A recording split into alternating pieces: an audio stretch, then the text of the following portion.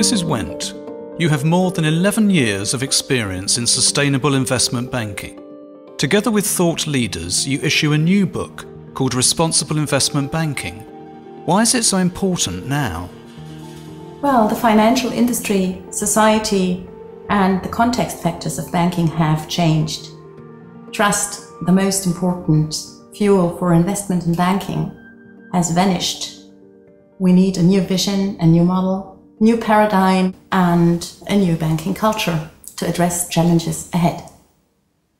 Society requires us more and more not only to look into risk, liquidity, and profit, but to add impact and take it into consideration in our financings and investments.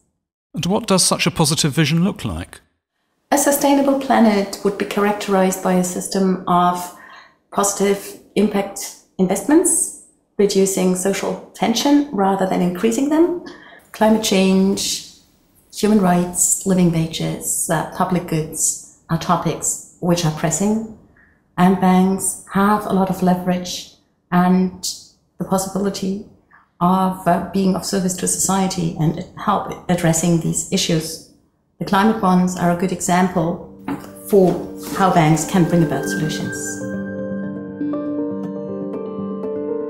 Do you think that is enough?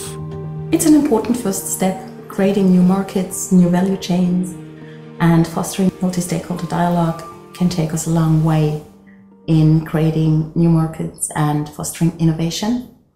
We can also combine public aid and private capital and thus leverage the impact of public aid.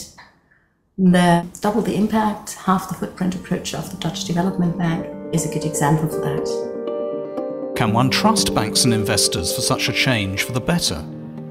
The financial industry's going gets tough. Trust has been burned and it needs to be re-established. A lot of leaders recognize that. Soft commodity speculation, which increases prices and brings about tension, is not the right way. We have to focus on purposely creating positive impacts in the real economy. Let's talk about climate change. The long-term effects of climate change have not been considered, and this is changing now. Climate adaptation risk is a major issue for banks and insurance companies. The costs of Hurricane Katrina are estimated to be around $100 billion, and that really challenges insurance models.